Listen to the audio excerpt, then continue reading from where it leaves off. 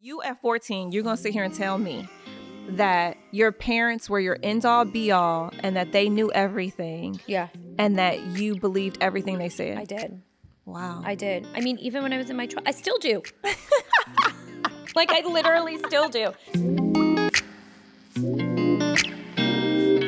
All I see is blessings on blessings, yeah. I see the blessings coming our way, our way, our way. Blessings on blessings. Ladies and gentlemen, I have Allison Statter in my chair, in the hot seat today. And at the Cool Mom Code podcast, I am so excited. And to be honest with you, I think you're going to laugh, but this is the first interview that I think I've been nervous for. Oh, stop. I swear. What do you mean? You can ask my assistant, you can ask Issa. I've been nervous about this one. You're crazy. No, I promise you. And Why? It's not, I think it's because we are friends. And obviously Yeah. I've interviewed my friends. So it's not that. I think it's just like, your story is so opposite of mine, but yet we are still such similar people. Yeah. And that is so fascinating and mind-blowing to me. It kind of like, so it makes me nervous because I'm like, oh my God. Like, what is she going to say? How is she? Like, it made me so excited, but then very nervous because we're also friends. I know. I could see how it's actually funny you say that because I think I have such awareness of where I come from and how I have been raised and, where, my journey or my path or whatever we want to call it. But I am always so humbled and I am always so like in awe of people who haven't been raised or come from where I come from because you, especially someone like you, a Black woman who has had to fucking work hard in life, personally, professionally. Like, I have more respect for you than I do for myself. No. I mean, this is so interesting. I don't know. And this is exactly what I want people to take away from this. I want to start this with them already taking away. You are extremely humble. You have literally every room that I've walked in with you, you've always made me feel so comfortable. You've never looked at me or treated me or not as you should or anything like that, but like I felt like I'm on the same level or tier as any of your other friends. We are. And you've had we're all on the same level. You You have lifelong friends though. Friends that you have been raised with, friends that blessed. you have, you've grown up with these people. Now you guys are in business and friendship and kids and raising families and a true village together, right? But you have been always one of those people that I walk into a room and you're such a light. You really are. Thank you. And Thank you. so I want to start by like saying that because I think that's important. And as we hear your journey and hear how, whatever it is, the way you've kind of come up in this world, I think that's so important to take away because you didn't have to be like this. I did though. You didn't. But I did. And by the way, it's not have to, it's just innately, I think, one, and I say this a lot when I do podcasts, like it's a testament to my parents and how they raised us. There's 4 of us. So I think, it is a testament to my parents in just continuing to instill, values that are important in life. And really highlight those values as they've raised me and my siblings. And now it trickles down into how Rich and I raise our kids, right? Yeah. And I think that's at the core of all of it, right? So let's talk about that, though. Let's talk a little bit about childhood. Yeah. Let's talk about, did you realize, because just for backstory, born and raised in LA. In a prominent family, very successful family, and around a lot of successful people. So your community was uber successful everywhere you looked, whether it's like your mom's friends, dad's friends, whether it was your classmates at school, everybody was in an elite class of success, right? Privilege. Lots of privilege. But did you realize that when you were a kid? Did you know that? Like, was that like something that you just kind of knew? I think that, I think I did realize it because I think I always you know, wanted to help other friends who maybe didn't have as much privilege, or I wanted, like, I've always been a very empathetic person, you know, and I'm emotional about it. I'm like, even today, I'm super emotional, you know, about it, and it's almost to a fault where I'm always like, I got to help them. Yeah. I have to help that person. They don't have the means or the networking or the relationships or the financial support or anything that I have. And so it's just like innately in me. And What I think age? What age did you know it? Super young. Like 5, kindergarten? Yeah. I mean, I always felt like, you know, I think also partially because, you know, as a childhood, yes, I had all of these incredible things, but I also had a lot of, you know, I had a lot of hard things too as growing up in this town. You know, my mom was really young when she had my sister and I, or me. And my mom was a mom in her early 20s, 21, 22 years old, you know, and got thrown into this big life. And my mom is a very humbled girl from the Valley. Yeah. You know, she's from North Hollywood. Yeah. And my father too, he grew up in Danville, Illinois. You know, Midwest. yeah. So I think that because that's how they were raised and like they instilled that in us but with that and with having a young mom, you know, my childhood was sometimes lots of obstacles. You know, there was a lot of stuff that I had to live through that was hard, but at the same time, I just believe in resilience, you know, and I was very resilient. And I just, because of those hardships, I think that I had empathy, but also I was all like, I don't know how to explain it, but I almost felt like I could connect to those other people who had different but hardships as well. They were different than mine, Right. you know? And I just have always, you know, I really just want to be a good person. When you were growing up, though, with your friends, did you feel like you were one of one in that respect? Or did you No. feel like you were in like a group of people who felt the same way? I think it varied. Yeah. Yeah. You know, I think that there was listen, growing up is hard. You know it. You have listen, you have 2 girls right now going through middle school. But this is the thing, though, It is Allison, like so to get down hard. to it, like the thing about it is that one, well, I don't know. I can't really say very rarely because I feel like we are in a circle kind of like, or we do know a lot of people who were raised in LA and, you know, who did experience a lot of success younger and like all that stuff. So I can't really say that.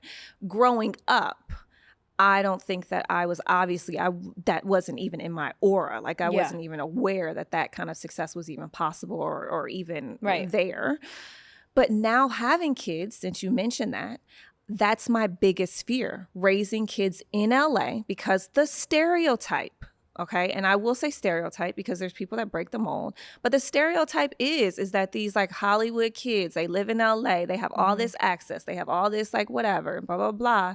And so I asked that question if that was like something normal in your group, because now with preteens, you know, and being at a school that is very privileged, and although it's an amazing school, amazing people, I've never had an issue with not one person. Yeah. That's just because you're neutral and so amazing. I am neutral. Anybody who knows me, I don't know that goes for everyone at our school, very neutral. But yeah. Lizzie's but just, for you know. me, you know what I mean? Like I've had great experiences. But, you know, I've talked to many people about this, and I actually was talking to Rachel Zoe about this recently. And she was like, I just don't get it. Why? Like, what is that? I was like, I don't attract it.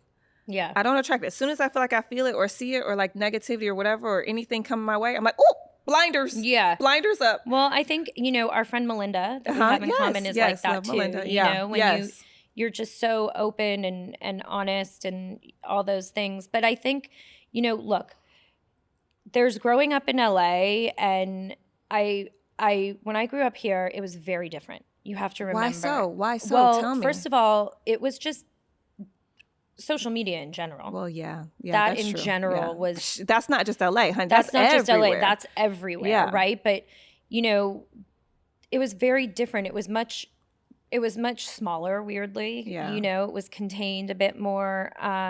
But how? And I How had a is it normal contained? childhood. I want people to understand. I did all the normal things. My father was my AYSO coach. You know, we went on bike rides. We had play dates. We had birthday parties. Like, we did all of these normal things. It wasn't like I lived in LA and I was, you know, yes, I was exposed to a lot of things that I would say the majority of people aren't, but at the same time, I think that that gave me such a foundation to be able to navigate this as an adult too, with my own children, right? To understand, like, okay, I lived through this. I've been through this. And what's funny enough is, you know, my mom is a recovering addict and she got sober when I was 15.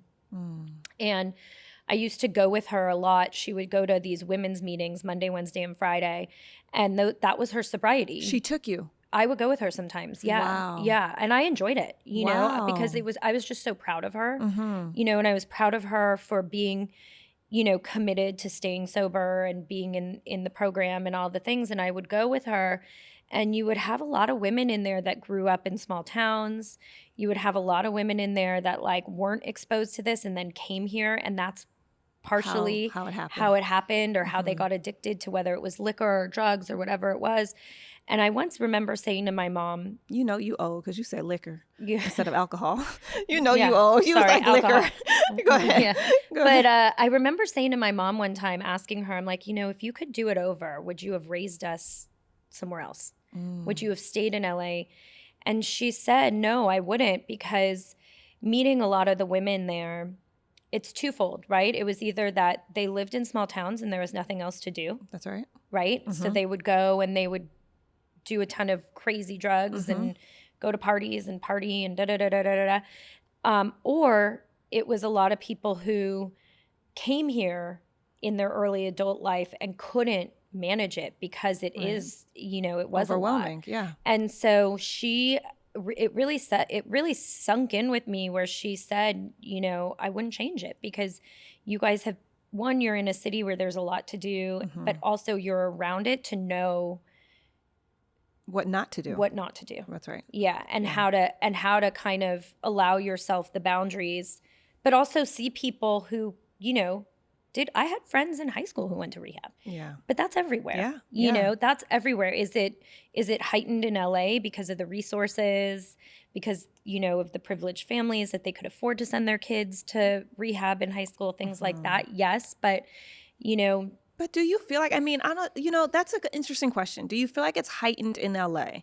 You know, not anymore. I think not it's anymore. Everywhere. I think that it is everywhere. Yeah. I don't think that's when I think about LA, I don't necessarily think of drugs and alcohol, right? Like I do, but I feel like that's everywhere. I feel like that is, when I think about LA, I think about keeping up with the Joneses. I think about Major. and I think about access. That's what it is for me. Yeah. It's access. It is this world where you feel like, and not all of LA. Let's preface this, because I have friends in LA who this is not their world. Yeah. You know, this just happens to be a certain like population of LA. Yeah. That it is this world of like access, and we're at Taylor Swift's concerts, you know what I mean? They're 10, and you know, it's all these sort of things that they're able to be around at a young age. And so then the question becomes, what is there to look forward to? Trust me. When you have done it all. I think your about birthdays it all are the in time. Cabo. But here's what I'll tell you is my parents set a high bar. Yeah. You know, and I say people, what do you mean by that? Explain. Well, you know, my dad and my mom both have insane work ethics, workaholics, you know. And that's where you get it from. And that's where I get it from. Yeah. You know, because whether we like it or not, I do think that we replicate a lot of what our parents teach us. Yeah. You know, we might put our own twist on it and we might do our own thing, and, you know, all the different people might think that we're not like our parents, but we are. We can't help it. Yeah. And I think that my parents set that bar for me, which is, you know, you got to earn your keep. You got to work really hard. Nothing is free in life. Even with the privilege, you know, right. I wanted for nothing. I really wanted for nothing. You know, I always had a roof over my head. I always had food to eat. I always had, you know, cute clothes. I always was able to go to concerts. You know, I lived on the road as a little baby with my father and my mother. You know, my summers were spent touring a lot. So I got a lot of access into the behind the scenes of what, you know, music tours were like. But at the same time, you know, that allowed for me to have big dreams. Yeah. You know, where I would see it and I would be like, wow, I say this all the time. And I realize that now it's hard to come by, but I just want to give back to my parents for everything that they afforded me, you know? And in order to do that, I got to work. That's right. I can't give it back to them in just what they give me and then be like, oh, okay, here we go. Let's, you know, go on a vacation. It just doesn't work like that. How do you give back to your parents now? What is your way of giving back? Because it's not monetary.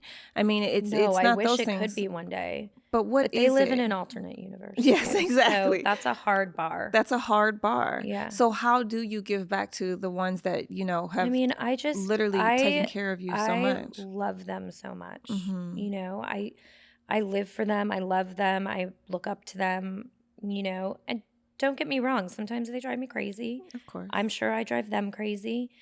My mom said to me once, she was like, it was a Sunday and I was like, do you want me to come over and hang out? And she was like, no. And I was like, okay. And I used to take offense to it before I had kids. Yeah. But now that I have kids, I don't take offense to it because I might be an adult, but I'm still her kid. That's right. And I need a break from my kids. That's right. Especially on Sundays. Hell yeah. You know, so I barely want to talk to my kids on Sunday. I know.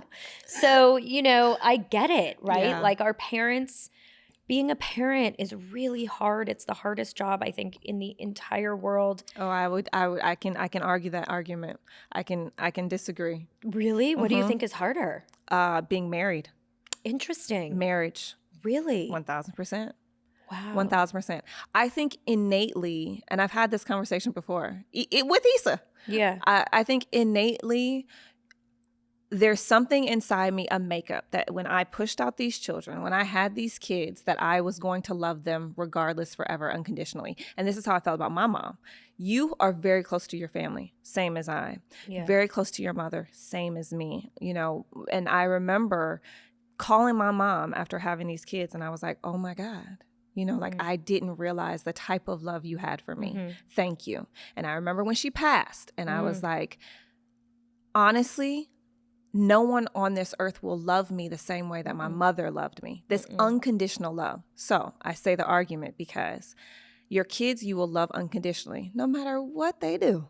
No matter what Nima does. I mean, given if she goes apeshit crazy, I will mess her up or whatever. But you still love her. But I will love her. I will always love my children. Yeah. With Issa, it's a choice that I have to make daily. Right. To say to myself, okay, today I'm going to factor you in. Today I'm going to love you. Today it's a process. Yeah. It's not as innate as it comes to children. That's the only reason why I say. I think that in a modern world, I appreciate that. You know, look, we both have incredible husbands. Yes, Issa's I will amazing. say Issa's amazing. Rich is amazing. Rich is the most incredible father, which makes me love him so much more. Yes. You know, I see him with our kids to the point where sometimes I'm like, can I parent for a minute? Like, but you also have know? all boys. I have all boys. So, I do have all boys, so it is a little bit different than that. Yeah. But he is just the most incredible father, and I feel blessed that my marriage is actually easy. Yeah. You know, knock on wood. Like I feel really blessed for that. But I also say that, you know, God gave me Rich because I deserved him. That's right. You know, Yes, I deserve you did. like this man in my life who is so incredible in so many ways. And, you know, I went through a lot as a child, and I never, ever, ever, I dreamt about being married. I dreamt about the fairy tale. I did. I dreamt about it a lot. Did you want to be married? I did. I always wanted to like grow up and be married and have babies. I think I've said this before. My mom and dad once asked me on my 10th birthday what I wanted, and I asked them to adopt me a baby. No. Yeah. I would dream about, you know, carrying my babies into Thanksgiving dinner and like being with the family. Like I wanted to be a mom from the moment I knew I could be a mom, you know, and I would dream about the husband and the kids, but, you know, I never actually thought I would have it as good as I have it. Look at that. Yeah, I never did. I thought I was going to either be alone my whole life. And why is that? I don't know. I think I just, I don't know. I think maybe sometimes I felt like I wasn't worthy of it. I mean, even to this day, I will, even last night, I got in my car last night after something and I was a little bit anxious. And because even like everything is so right and good with my family and, whether it's my parents and my siblings or with my immediate and my children and my husband and, with work and all the things. And look, there's lots of heavy stuff, there's lots of heavy stuff. There's a lot of things, but at the core, everything's so good. And I literally am always waiting for the shoe to drop. My friends will tell you, I'll call my friends, when I first was with Rich, I'd be like, oh my God, what if he dies on this trip? He's going here, da, da, da, da. Wow. I have a lot of abandonment stuff. So I just automatically assume the shoe's going to drop. Something negative Something's going to happen. Even with the kids being in Catalina, I'm thinking worst possible. I'm like, snorkeling. They're going snorkeling? Yeah. Aren't there sharks in that ocean? Just to give a context, our kids right now we have multiple kids. We have a couple kids in the same grades, go to the same school. And our kids right now are on a retreat field trip kind of thing. 2 nights, 2 2 days. nights, 3 days. Okay. See, thank God she knows, guys. 3 days, 2 nights.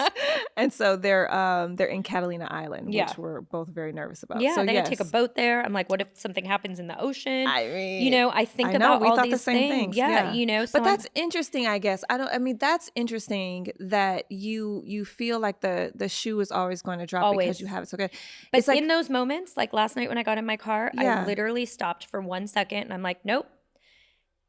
You're worthy of this life. You deserve this. I love this. You deserve this, and I just have to keep repeating it to myself. But so where did you make the shift that you now know to stop yourself in that thought? And by the way, it doesn't always work. Yeah. Well, no, I mean, sometimes. But you're conscious of it. I'm conscious of it. See, I think that's always the first step in anything. As long as when you start to become aware of the thought and aware that you're having this thought, now you can actually change the thought, right? Yeah. Now you have the power to shift that thought into something else. Yeah. But where did that come from for you? Which part? Like, how did you know that, like, okay, I know now that I need to stop this thought. This thought isn't a good thought. Because a lot of times we go through, when we're having these thoughts, we cycle in and we just drop. Totally. And you could go down dark holes. You can go down dark holes. And it's self-sabotage. It is. And not only is it self-sabotaging, it also, now you're starting to manifest negative things. And now you're starting to bring negative things into your life. So how do you stop that? Listen, I don't have an answer on how to stop it. I think I've done some work. I should probably do more work, but I'm not. I love, if I could, I tell people all the time, if I could go to therapy every single day, I would. And I probably could if I made the space for it. I have obviously done some therapy around it. I have, my friends are an incredible support system, where I'll talk to them a lot. I have my one girlfriend, Simone, who I think you know as well, who's amazing. I'll call her all the time and I'll be like, this is happening. Why is this happening? Blah, blah, blah, blah. Or, and she'll be like, no. Yeah. Everything's fine. She'll break it down. And I think just having people continue to fill my cup is helpful and remind me that I am worthy and I do deserve this and I am capable. Because I think that there is this, especially in today's environment with how people lean into social media and like what you see on social media isn't the truth of what people actually live. Well, yeah, of course. I totally agree. And with I don't that. think people realize that. And I'm guilty of it too. Yeah. Well, people give their highlight reel. Yeah. I'm totally guilty of it where I'll be like, flicking my phone. Well, I mean, listen, look, if anyone looks at her Instagram account, though, you live a very fun life. I mean, you're literally working with Gwen Stefani and Cardi B and Kim K, is BFF. It's like you live this fun life. I mean, obviously, there's a behind the scenes to all of this, There's right? so much. And, I'm still a human. I still have lots of things that are hard to overcome. Right. And I think that people forget that everyone has that in life. And every single person, even if it looks beautiful on the exterior, people are suffering on the interior. Well, everyone And puts their pants on one leg at a time. yeah. That's what my mom used to tell me. Everyone puts their pants on one leg at a time. Yeah. My mom No said one to is me, immune to it. actually, funny you said that. I love that your mom said that to you, because my mom said to me not that long ago, you know, to my point, I was going through a lot of stuff at work, and it was stressful. And it was the first time I had been met with something that I really had to stop and take time to figure out. Right. And it was hard. And I called my mom and I'm like, you know, this is so hard. And she goes, well, you're going to put your big girl pants on and you're going to get through it. That's right. And so now anytime I'm in a moment of, I just want to quit, you know, I just want to stop. Like, because it is a big life. Yeah. And I acknowledge that I have a big life and I have a lot, but with that big life comes a lot of responsibility. Yes, it does. You know, and also as we get older, right? Like I'm 43 and you've lived it where you cared for your mom. Yeah. You know, where the roles reverse a bit. Yep. And with the role reversal, that also brings more anxiety and pressure and stress. And, you know, as my kids get older, you know, I mean, yeah, it's a lot. It's a lot. There's a lot happening. I always tell people, I'm like, we're in this phase of life. Like, we're in it. You know, everyone's always like, how are you? I'm like, do you really want me to answer? I know. Like, do you want me to give you the truth, or you want me to give you like the buttered up version? Yeah, and I think it's acute right now. Yeah. I think it's really acute right now because there's been so many things. I say all the time, like, our parents had it easy. Yeah, well, you know, but they would argue that that's not true. I would argue swear. back with them and I'd be like, listen. I don't know. You know, I'm going to be honest with you. I think our parents I will say from my perspective, I think my mom had it different. They had it different. That's fair. My mom, now I will say, my mom didn't have the autonomy to make full decisions just for her life. Right? Like every decision she made had to be factored. Someone else had to be factored into it, whether it was her kids, whether it was her mother, whether it was blah, blah. Like she never left Michigan because of it. Right. So I think for me, like, dang, like, wow, full circle. I have the time. I could really live wherever I want. You know what I mean? I choose LA because that's where I feel like I get the most work out of it and I can be most successful. And I have now a community of people, including yourself, right? Yeah. And all these things. But like, and LA's dope, guys. I'm LA, sorry. no, but LA when people are like, LA is great. how do you live in LA? Yeah, and I'm like, you know, listen, I don't will say, shit on LA. LA is my favorite city in the whole world. My choice would be New York. Get out. I swear. No. I love New York. I think that New York has this, like, I mean, with kids, I think it's always a little bit more challenging. Get out of here. But New York, there's something about New York. Well, I have a phobia of elevators. So I go to New York and I'm like, fuck. You sound like Issa. I hate You sound just like elevators. Issa. I hate Okay, them wait a minute. so Let's much. break it down, though, because Okay. let's start talking a little bit more about your career. And But I do just want to close the loop on the adulting thing. Okay, close it. Really quick. Yeah. Our parents had it easier in some ways, the same in the sense that, you know, the vulnerability and the pressure that comes with being a parent is really intense. So that's the same. But in this world with technology and with social media and, you know, all of that stuff that our parents didn't have to go through. That's true. I think they had it a little bit easier. But like from the parenting aspect. From the parenting aspect, I agree with that. And then also I think too, and I say this a lot, is I just wish I remember, you know, being now Sydney's age, who's 13, my oldest son, That's well. so wild. It's so crazy, You have a 13-year-old. 13. He's going to be 14 in February. And I remember being his age and just thinking my parents were the end all be all.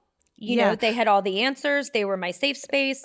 They had nothing. Everything was like literally perfect. There is no, okay, hold up. And now so, I'm going to challenge you. Hold on. But let me just say this, that now I look back on it and I'm like, oh my God, you know, when my mom was 43, she had 4 kids. She had just had her 4th kid, you know, and now I have perspective of what it actually was like to be in her shoes. Yes. And so I do think that there's, it's hard. It's very challenging, but I also feel like I was a little bit more prepared for how hard adulting is. Yeah. And I will say too that I think you were more prepared for how hard adulting is because of how. No, I wish I was a little bit more you wish prepared. Yeah. I wish I was a little bit more prepared. Like I wish my parents had maybe been like, this shit is hard. Like I tell my kids all the time, I'm like, just wait till you're an adult. Wait till you have actual responsibility. It is hard. It is really hard. Yeah. And I think that I say a lot, I'm trying to figure out how much of it now in our world, in our time, is our age that we're being met with just like real life shit. Yep. And how much of it is the world in which we now live compared to how we were raised. Well, I think it's a little bit of both. Yeah. Right? I think, like you said, I think social media, the internet plays a really huge part in how everyone lives now. So how we parent and how our kids are being raised. I will say though, you being from LA and even just knowing people from New York too, I feel like New York and LA kids are raised a little bit faster. Oh, they know a little bit more quicker. Yeah. They're not as like naive and like that kind of thing. But I will challenge you on the whole 14 years old thing. Hold on. You at 14, you're going to sit here and tell me that your parents were your end all be all and that they knew everything. Yeah. And that you believed everything they said. I did. Wow. I did. I mean, even when I was in my I still do. Like I literally still do. I mean, I question some things now, but I still do. Like I remember when 9/11 happened. I was in my early 20s and I was living in an apartment probably 10 minutes away from my parents' house. Mm-hmm. And I remember when it happened, I got in my car so fast and went straight to my parents' house and looked at my father and I said, what's going to happen? Wow. Because that's my safe space. Yeah, that's right. And do you feel like your boys feel like you and Rich are their safe space? 100%. Yeah. I would say the same for your kids. Oh, yeah. I mean, no, my kids definitely, because they on the shoot. Let me tell you. Yeah. Like, definitely. My youngest asks me all the time. He'll hear me on calls, whether it's personal or work, and he'll be like, are you okay? What's wrong? That's how, yeah. What's wrong? Same. Mom, what's wrong? And I'm like, nothing's wrong. Maybe I should say something's wrong. Yeah. Maybe I should be like. I'm trying to open up a little bit more with them. I will say I'm trying to like not be as like, oh, everything's fine. Sugarcoat. I'm good. Life is great. Yeah. You're fine. You're safe. I think that there's things that are happening in the world or things that have happened where Nima's questioned me, my oldest, she'll ask me things, or if I'm upset or whatever it is. Now I'm like, well, you know what? Today kind of was a hard day. Yeah. Today sucked and that was or like okay. When they see you crying. Yeah. Well, that's been a big thing too. Like if they see me crying, that's like, but I try and walk them through it. I'm like, I'm crying because of this. This is the reason. I have this thing of like parenting where I don't want Nima to have it like how I had it. And I say Nima just because she's my oldest and we have the mutual, right? Whatever. But I don't want my kids to have it necessarily like I had it, but at the same time, I do want them to know that the world is not roses and sunshine all the time. Like they need to know that there is struggle. I think that in the 80s and 90s, while I still struggled in other ways at home and, like I said, my mom got sober when I was 15. Mm-hmm. My parents separated twice in my life. Yeah. They separated once when I was 5. And they separated once again when I was like 12, I think, and got back 12, and then got back together when my mom got sober at 15. So, again, everyone has their shit, right? Everyone has their stuff and no one is perfect. I think about how are my kids going to come out of this as adults, and it is my job to do my best and Rich's job to do his best. Right. And I think, we do set an example for them and they do look up to us. Your kids look up to you, especially your girls, I don't have girls, right? So it's very different. So for me, it's really important raising boys who are going to become men that I'm teaching them a lot about women's rights and women's equality and women are more capable than men, which I fundamentally believe. I remind my kids all the time. I ask them, I'm like, how'd you get here? I love this. How, like, the fact that you get, like, remember how your feet got planted on this earth. Yeah. Because without women, you can't be here. none of these men would be here. That's right. Period. End of story. What do End they of say? Are they conversation. receptive to it? Well, now it's a running joke. Here she goes again, But it's really important to me. Yeah. It is, because as a woman who, yes, I had privilege and I had all of these things, and I worked for my father for 17 years, and I look back on some of the circumstances that I was in when I worked for my father, and I'm mind blown. Yeah. But in the time, right, I didn't realize how unfair or how inappropriate, not that my father was unfair or inappropriate. Just the business. Just the business, right? Like Yeah. meetings I would be in, people that I would have to, people are always like, oh, well, all women do is bitch and complain and da-da-da-da. Yeah, we do, because we've had to fight so hard Right. to be taken seriously. We have had to fight so hard to be equal to men in business, right? Like, we have had to do that on our own, Right. right? And we still have to do it. Yeah. I mean, it's an ongoing It's a thing. real thing still, you know? Okay, so even just that. So people would assume that it was just all given to you, but Yeah. that wasn't the case. No. I mean, from what I researched, you Yeah. wanted to be a makeup artist first. True. And then, you went to school, you did all the things, you started working for your father. I First, dropped out of college. dropped out of college. Yeah. If you ask my dad, he'll tell you I failed out. There's a discrepancy. Okay, which one was it? You dropped out or I you dropped failed out. out? What school did you go to? University of Arizona. And what was it? You just didn't like it? Honestly, I am a terrible student. I was a bad student in high school. It was hard for me. I managed to get fine grades. I was a BC student, Yeah. some A's here and there. I was not an A student. I didn't have a bat mitzvah because that required me to go to more school. Wow. Yeah.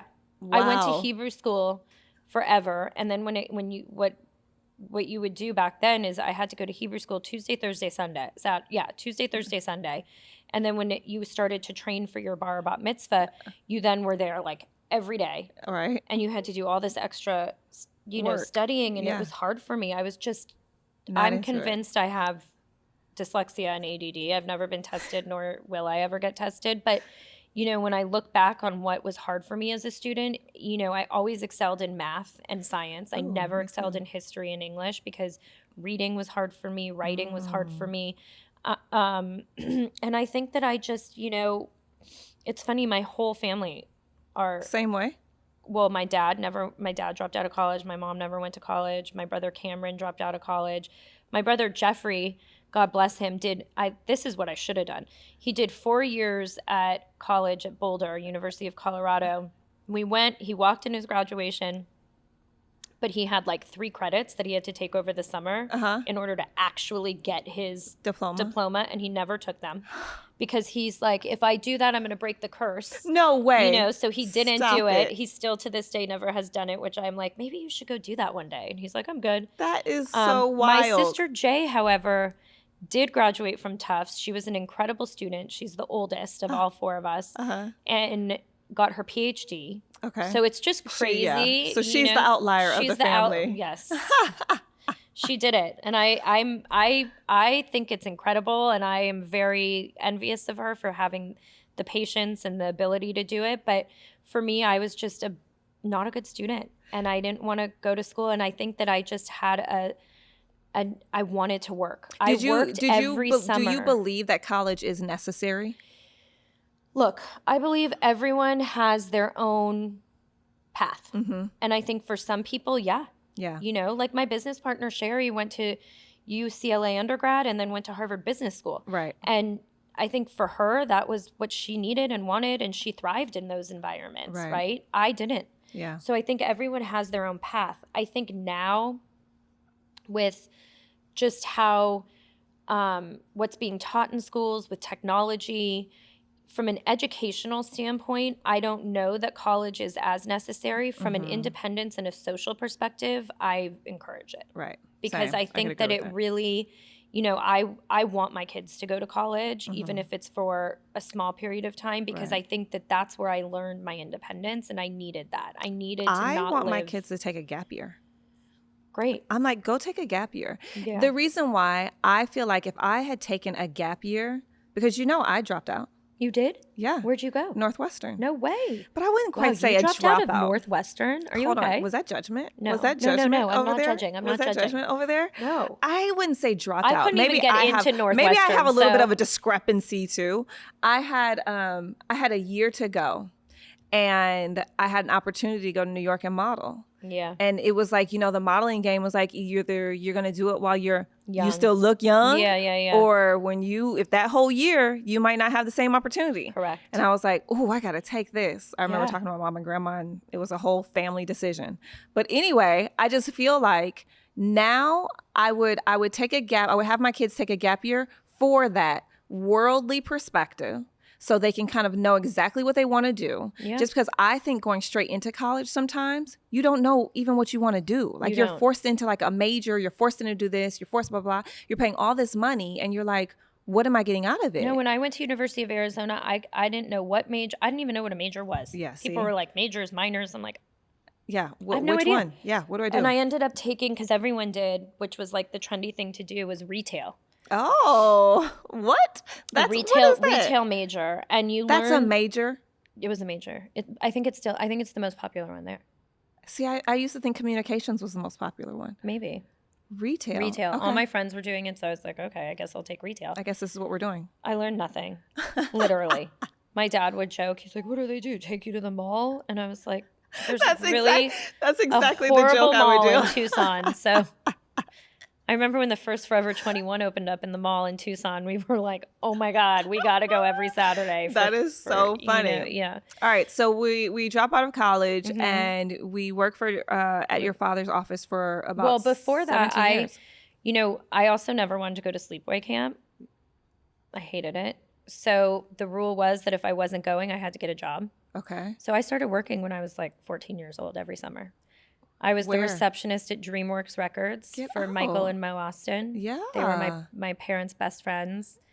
And I asked them for a job, and they At said 14. yes. Yeah. I was And working at the bagel factory. Yeah. At 14. Well, that's the difference of LA and yeah, that right there. Yeah. Yeah, you're right. Yeah. You're absolutely Yeah, right. and that is where I had a leg up, right? Is that I could call Michael and Mo and say, "Hey, can I work for you?" But I don't want to give this impression that, listen, I understand you worked in your father's, office for 17 years, and you did a lot of learning there and a lot of but you started off as a receptionist. You moved your way up.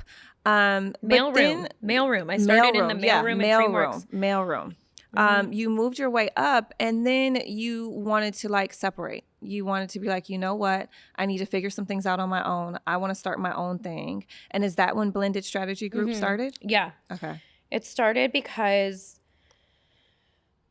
I had Dylan, my third son. And so you already had 3 kids before even starting. yeah, I started Blended. Blended. When Dylan was I remember Sherry asking me if I had post-pregnancy brain and if I was okay. When I was like, let's start our own business. She was like, you have a newborn. I'm like, yeah. And you knew Sherry from what? I met Sherry because when I was still working at my dad's company, I had built the internal commercial division there because I really just was instinctually drawn to the brand business. I saw early on that brand and talent, that the intersection of brand and talent was going to be huge. And I also started to see new talent come up, right? It wasn't just musicians. It wasn't just actors, comedians. I saw that the world of representation was shifting a little bit. Yeah. And I was like, oh, there's these bloggers. Yeah. Who are bloggers? What are they? Right. Right. At the time, and I started to see how to monetize through them, and it was fascinating to me, you know. And when I worked for my dad, I did a lot of the management on the women there, and the women typically would get the brand ambassador programs, pre-social media, you Oh, know? yeah. That's where the women really found a lot of ancillary opportunity And success, yeah. financially, marketing, all that kind of stuff. And I just saw that it was going to be a big thing. And Yeah. I loved it. I loved getting you in there and you negotiating forecasted deals. it. Yeah, I just loved it. I loved being creative on ways to amplify the intersection of talent and brand, especially for musicians, because at the time the record business was in the toilet because everyone was scrambling to figure out what that transition from CDs to online was going to be. Right. You know, everything was like and online, the right? record labels were scrambling, and our clients needed these brands to help just from a marketing perspective, right? Just to help market albums, tours, whatever it was. And so I just loved it. So blended strategy kind of came out of you also forecasting the market. A little bit, yeah. And so oh my God, but so literally Sherry had she worked at a brand, and we had gotten connected because she had hired an agency to help her hire talent to at the time, the way it was sold to me was a tour sponsorship, but really there was this new platform called Instagram, and all she wanted was for high profile people who had, at the time, I think it was like, if you had 100,000 followers, you were like, wow, the bee's knees. Yeah. And so she was like, I just want people to post about EOS. She was at EOS, and I was shocked. I was like, wait, what? You'll pay them 6 figures and there's not a production day attached, and they don't have to do 15 interviews, and they don't have to do a personal appearance. Because that's what you were used to. Yeah, well, that was the model. Yeah. And she was like, yeah. I was like, great, I could do this all day. Yeah, Who do you want? Yeah. And that was really the birth of Blended, and our skill sets, having hers coming from brand and mine coming from talent, and merging those skill sets. And she was living in New York, and I was like, her family was here, and I was just like, you got to come back. What are you doing? Yeah. And you've sold enough lip balm. Let's go. Yeah, exactly. Yeah. But this is interesting because I feel like you started a business 3 kids in. Hello. And I knew nothing about what I was doing. Hello. I literally, that's my favorite thing, is when people think that we all know what we're doing. Yeah, no, I think that's a bit, thank you for saying this, because everyone needs to hear this, is that, you know what? None of us know what we're doing. Yeah. We're all figuring it out. We're all figuring it out. And the beauty in like every conversation I've had, and I'm very lucky and blessed to be able to speak with powerful, successful, intelligent, yourself tastemaker. Well, listen, I mean, I'm trying to learn from all of you. Why do you think that I have all of you on here? I'm trying to learn from all of you, because that's what I want my viewers to take away. It's like, you think sometimes once you become a mother, or if you're in a shift of life, or if you feel like, you just don't have the resources, or whatever the case may be, a lot of women feel like they can't take that next step. Or how do they take that next step? The fact that you had 3 kids and you still, the fact that you had 3 kids and everything was cushy for you. You had a job, you were fine. You were with Rich, an amazing husband, but yet you still wanted more. But was I fine? Because there you go. Was working for my dad. There was a threshold on what I could do there, in the sense that,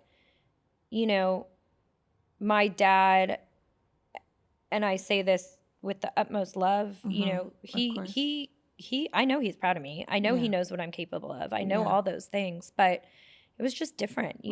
I was a daughter. Did you have to prove yourself? I still have to prove myself. Yeah. That's going to be my whole life. Yeah. Especially to someone as successful as him. Yeah. So I just think also from an exterior perspective, there was so much I would get.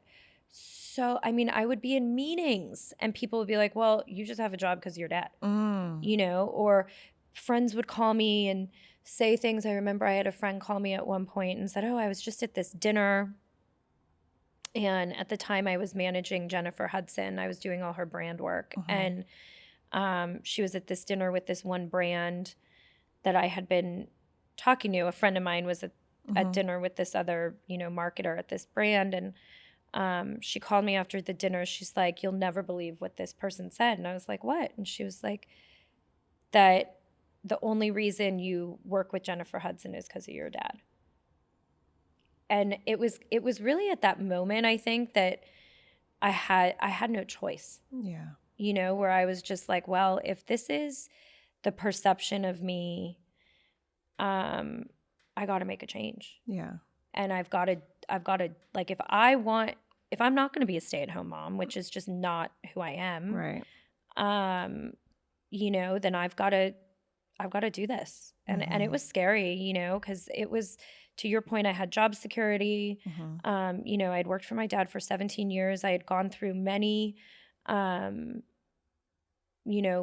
different really amazing business moves with him, Well, you learned a lot. I still do, there's no better mentor than him. Yeah. And so it was hard and it was disappointing. And, I still struggle with it sometimes, because I do sometimes see these really powerful men whose daughters, are their successors.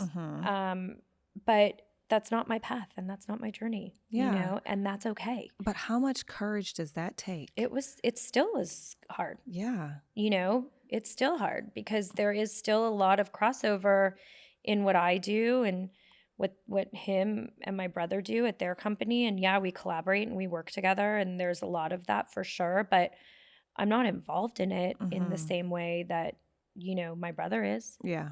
Yeah. Of course. I mean, listen, I think that in itself, the fact that you, even with that, right, you still decided to go off on your own, create something for yourself. And I think, there is you proving yourself, but I think you're also proving it to yourself. I am. You know what I mean? I think you're proving to yourself that you have the capability, you are smart enough, you are worthy enough, this is yours. And this is yours, something that you own on your own. Yeah. No one else can take that away from you. Like, No. This is yours. And I think too, it goes back to what my definition of success is. What is your definition of success? It's funny because there's success in business and then there's success in my personal life. Okay. And they're different. Is the motto different? They're different. For me, I think, I have an incredibly successful personal life, and I know that, and I'm grateful. I thank God every single day. I pray to God. I'm Jewish, but I pray to God. He's my, I'm not religious. But I know that there's a God, and I'm grateful for that, because I pray to him a lot, and I'm so grateful for my family, for my husband. Like I said, I never dreamt that I would have this husband and this incredible family and these kids, and my extended family, and both my family and my husband's family, and and then I have this family and my girlfriends that I've had my entire life. Yes, you have. And I'm really blessed for that. But on top of it, I've made incredible girlfriends in my adult life too. Yourself, Melinda, Brett. There's a lot of women that are like my foundation, and I'm really lucky for that. So from a personal perspective, I think that, I'm blessed and I'm lucky, and I have a lot of success in that. I think from a professional perspective, again, you have to remember what my bar is. Okay. Right? You have to remember, look at, my father is incredibly successful, who, by the way, wouldn't be as successful without my mother. It's they're a fucking package deal. A duo. Right. And I have to continuously remind myself that level of success is like, it's small, right? Like, not very, like, a lot of people have it per se. But, I think that from a professional perspective, I still have a lot of work to do. I have a couple follow-up questions here. Yeah. Because you are also around. Yeah. And BFF with a lot of people Yeah. who, and one in particular, Yeah. you know what I mean? Even Yeah. just Kim K, right? Yeah. Whose success is Yeah. Not normal. not normal. I know. I mean, it's off the charts, Yeah. wildly successful. Yeah. Like, even do you By the way, also- I'm not surprised she's that successful either. But why? Because that's just she is so driven. She has been our whole life. Her and I both. Yeah. You know, I couldn't do what she does. Yeah. You I know? don't think a lot of people could. She is. A lot of people think they can. Yeah. No. And a lot of people not only think they can, but then say they want to do that. Yeah. I don't think they also understand everything that goes No. in behind the scenes to get that. No. There. No way. Not even a little. You know, and she's just she's an anomaly. She is one of one. Yeah. And she is she's just at the core of who she is, an amazing human and an amazing person. And, you know, her mom too. Yeah. You know, they didn't have a choice Right. but to work as hard as they've worked to achieve this level of success. Right. And I think people forget that about them, is that they just think, oh, well. I don't think people forget. I don't think people know. Right. You know, I don't think people are aware of it because they only see one side. Yeah. You know, and I think that's, like you just said, though, that's the good and bad of social media. Yeah. But that's my bar. Yeah. Right? Like my best friend and my father and and the family. This is my follow-up question. Yeah. Why is your bar, I don't want to say why, but I don't know the right question to ask, but I think why is that, why now? I am Why now? exposed. Let me preface this and how I frame it, right? How Yeah. I'm seeing it. As a 43-year-old woman, Yeah. as successful as you are, as But why do you think I'm rich successful? in love and people, and like, because I know you. Right. I know you on a personal level, so I know how rich you are in a personal life. Yeah. You are filled with love, Yeah. and people are your ride or dies. And even myself included, instantly, I was like, nah, I ride with this one. Just because because we connected like that very instantly, and Yeah. there was no doubt about it. But also from a professional standpoint, I've seen so much of your success. Mind you, I literally called you on the day that I was giving birth and was like, I can't make our lunch. remember. You know? And so Yeah. I know how hard you work, though. You are like, you give so much of yourself. I've seen you with your employees. I've seen you at your company. I've seen the back end. I've seen you put on these events. I've seen you go out and hustle for Gwen Stefani, for Cardi B. I've seen these things firsthand. And so I know how hard you work and how successful you are. And I also know people in the industry speak very highly of you. Well, And thanks when for that filling my cup, happens, Lizzy. that means you're doing something that people Yeah. are responding to. And so that's why, from my perspective, I wonder why for you at this stage in your life, where the intersection of everything that has met, right? You are a wonderful mother. You are a wonderful wife, daughter, friend, and business owner. Yeah. Female boss is what Thank they you. would say in so Thank many you. ways. Why is it that you still feel like there is a bar that you need to meet, that you're still striving to, that's not on your own terms, that's on someone else's?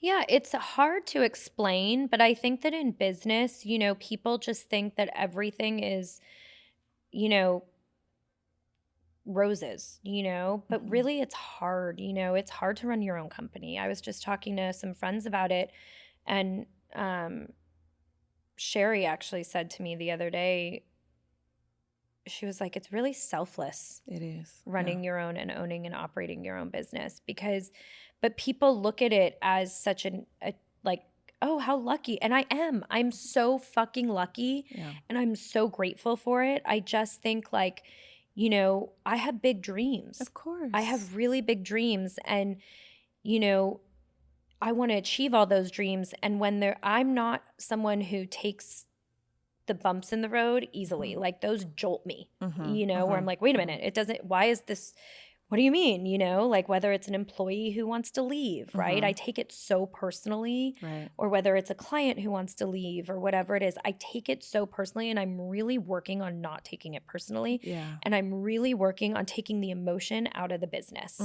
because I am finding that when you're emotionless as it relates to business, and this is based off of people that I'm working with that are emotionless as it relates to the business, then it's much easier to navigate. Right. And so as a CEO and someone who runs their own business, I think that I have to take the emotion out, and I think that then I'll be able to really achieve some of the things that I want. I think that from the success thing though, you know, everyone talks about, I need an exit. I need to sell my company. I need this. I need to, you know, I need that big payoff and that big win. And I know I'm going to get there, and I know I'm going to have that. I think that for me, it's just a little, I'm just anxious to know what that is, and I'm anxious for it to happen, and I know that it will. But that's where, when you ask me why in my personal or in my professional life, why I don't feel like I've achieved it. And it's also just because I want to do so much that I haven't done yet. Yeah. And I know I'm capable. That's right. And then when things happen that get in the way and slow that down, you start to question everything, right? And when you own your own business, you can't just be like, oh, forget it. That's right. You know, whereas when you have employees who work for you who are in that same moment and they're questioning it and they're asking themselves, you know, do I still want to do this? They can walk away. That's right. That's right. You know, they can just be like, well, I got to figure out this or well, what, the investment you know, is different. yeah, you know, and so it's just, I mean, a couple of weeks ago, I was like, God, I wish I worked for someone and I didn't work for myself because it would be so much easier. Yeah. Well, yeah, no. Yes and no. Yeah, it has pros and cons for you know, sure. I think I come at you this way too because I feel the same way. Yeah, I'm sure. You know, and I think that it is a very widely universal feeling, especially of women who are in business for themselves, you know? Yeah. I think that I feel the same way in terms of I'm still trying to reach a bar. Yeah. I want to get to the bar. Well, and every time you have to remember the bars. I think we both probably have to remember the bars that we've hit.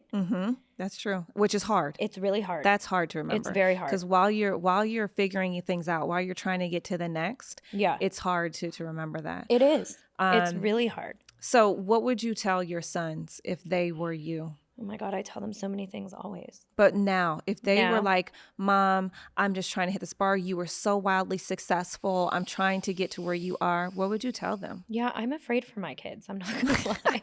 I am. I'm like, oh my God. I tell my kids all the time, you know, especially being at the school that they're at, it's very academic. Yeah. It's very competitive. It gets more competitive as you get older. And I tell my kids all the time when they come home and they say, oh, I got a A- or I got a B or I got a C on this test or whatever. My first question to them is, did you try your hardest? Yeah. Same. Literally every single time. Did you study enough and did you try your hardest? And if the answer is yes, and it's genuinely yes, I'm good. Yep. Same. And if it's not, and I know, then I ream them. Yep. Not ream them, but I'm kind of like, well, this is what you get. This is what you get. Yeah. If you don't put the effort in and you don't put the work in, then you're not going to get the results you want. I mean, I'm not trying to, the last thing I want to do is raise any anxiety-ridden kids. Well, I think that's impossible in our world. No, I mean, I'm trying my hardest. I mean, even with them, I'm like, please don't. Just like, hey, did you try hard? Let's work on it. If there's something you don't understand, I'm right here to help you figure it out. But, please don't stress. My kids are 9, 11, and 13 right now. When I was 9, 11, and 13, no one was talking about anxiety. No. You were just sitting with it. That's right. That's true. True. And you were processing it and trying to figure out what it was. It's so true. Now, kids openly talk about it, which is amazing. It's amazing. But I don't think But it's hard. Yeah, it's hard. It's amazing, but also I wish they almost didn't know. Like I almost wish there wasn't a word for it. Well, I didn't know. And were you happy? Like not happy with that, but did you feel like you could work through it better? No. Oh.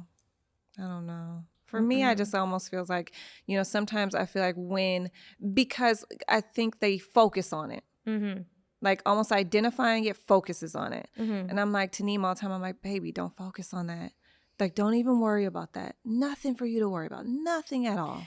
But we can say that to them But they still have their internal process. because people say it to us. Yeah, it's so true. It's so true. Okay, I want to end it on this. Yeah. How did we meet? We met. Because I don't remember I the do. start. We met. I think it was the beginning of school when Naima and Riley were in kindergarten. Uh-huh. And you were probably 7 months pregnant Okay. with, Oh, it would have had to have been who? Khalik, no? with Okay. Khalik. Yeah.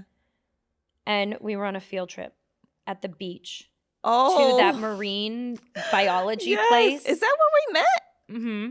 Oh my God. And you were on the beach on this field trip with this belly, beautiful as ever. No. Yes. Lies. Yes. And I think you might have had Nyla with you. No. She was a baby. So I No. think you brought her? I think you had her with you. Look at that hustle right And there. I just remember being like, wow. Yeah, right. Wow. Yeah, right. I cannot believe that this woman is on this field trip with her kids, Yeah. pregnant, Figuring it out. looking amazing, Look, looking beautiful. trying to figure it out. Just got to Tadpoling, was by the proud, way. proud that I got up that morning. Yeah. Proud that I got up this morning. And I remember at that moment, I was like, I want to be her friend. Oh my God. Well, that's how I felt about you. Aw. That's how I still feel about you. I'm like, I just want to be Allison's friend. I know. Honestly, I'm so thankful that you could come and do this with I'm me in thankful the that middle you of your asked day. me. I'm thankful that you were honest and truthful and giving me all you got, as Yeah. you always do. I love you. I and love you I so am, much. I'm so I'm so grateful proud of for you. our friendship. I'm so grateful for our friendship. I'm so proud of you. You know, like literally the one thing I will say, and I said this at the beginning, I am envious of people like you.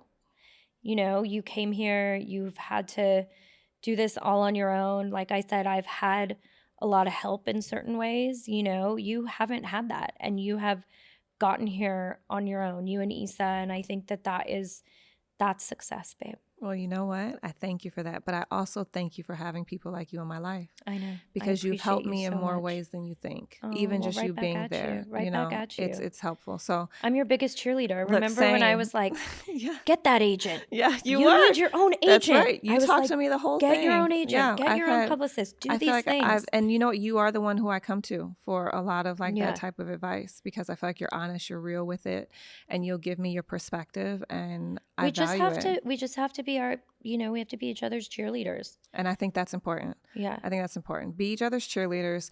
Support the women you can in the best way that you can. Yeah. And you'll be surprised at how far that takes them. It really will. It really will. Yeah. I love you. I Thank love you. you. Thank you for having me. Thank you.